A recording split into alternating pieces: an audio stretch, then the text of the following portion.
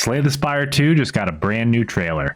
They announced it'll be launching into early access on March 5th, just 2 weeks away, and the biggest reveal from that trailer is the inclusion now of up to 4-player co-op. So now you don't have to fight only your own indecision about what boss relic to choose, you have to also argue with your friends. They also revealed that there will be co-op specific cards and synergies. More on that later in the video.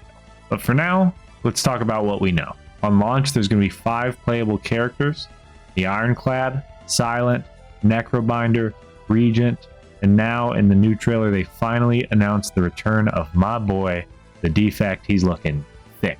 The trailer wasn't all gameplay, there was also a dope cinematic. It's actually incredible. I highly recommend giving it a watch. It makes me wish that they had like a secret level anime for Slay the Spire. It's really cool to see such a high quality animation using these characters. They also showed a whole bunch of new cards and screenshots. I'm not one to watch those videos that are analyzing the trailer frame by frame, picking out every single stat and detail that was revealed, but it seems like there's a lot to chew on here for people who enjoy that.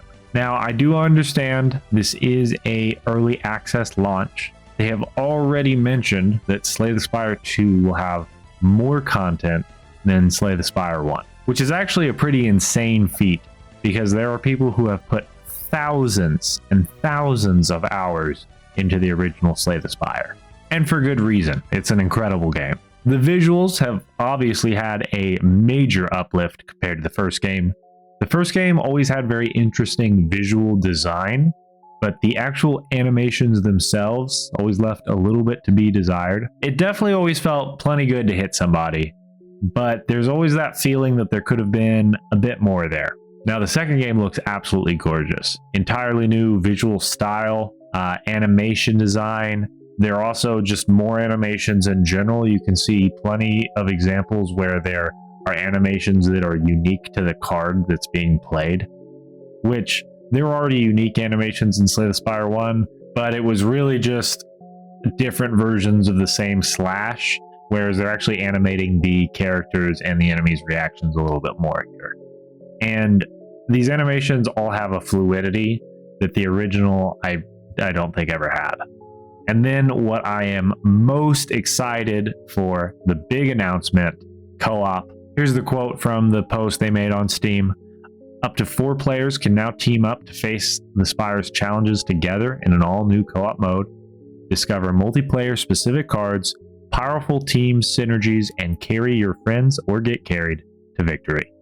Now, some of you may not know this, as it isn't the most popular game by any means, but there's already a roguelike deck builder with Slay the Spire's core gameplay loop. It's called Across the Obelisk, and it was actually a pretty decent game. I personally have played about 33 hours of it. Almost all of those hours were with a 4-person party. And to say that throwing Slay the Spire's gameplay loop with 4-player co-op is fun would be an understatement. Across the Obelisk, despite having worse game design, a less interesting world, and way less interesting synergies, was still extremely fun. I'll put it this way.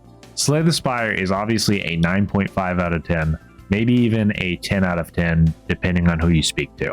Where Across the Obelisk is a 7 out of 10 game that becomes an 8.5 out of 10 solely because everything is better with friends.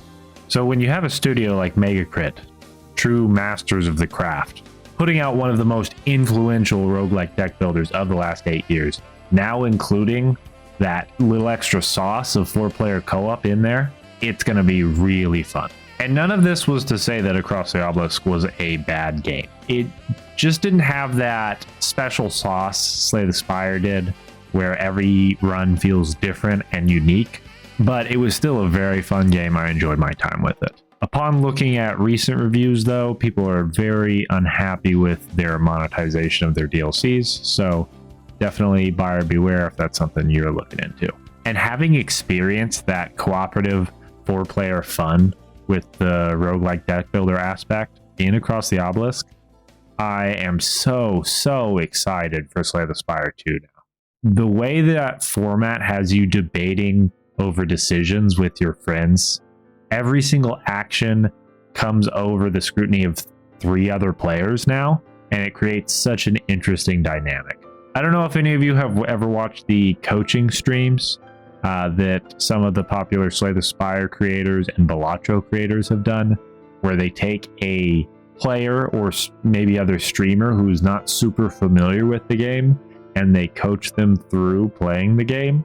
Those streams are extremely fun and interesting to watch because you have a lot of conversations about what cards do what, and sometimes you even they'll make discoveries about how the cards interact just by talking them through. And when you take a game like this and make it 4-player co-op, that's essentially what's going on all the time. And to have Megacrit, what would probably be considered the godfathers of roguelike deck builders, to take their own crack at this formula is just going to be chef's kiss. And I know they're not technically the first to do the roguelike deck builder thing, but they absolutely refined and popularized the genre, and have put out one of the most well-crafted examples to date of what a game like that could look like. Now, I already know my March is completely filled up with only playing this game, as well as everyone I know, because I'm going to be making sure they have a copy. If they're not buying the copy, I'm buying the damn copy for them, because I gotta play this game with some people. Let me know what you guys thought of the trailer. What is your first run gonna look like? Are you gonna be playing with 3 other people, or are you gonna play the game for yourself a little bit? Are you gonna try to get your friends to buy copies of the game like me? I'm interested to hear what you guys have to say. If you thought this was informative or interesting, drop a subscribe or a like, whatever you prefer, or none of the above. That's cool too. Thanks for watching the video.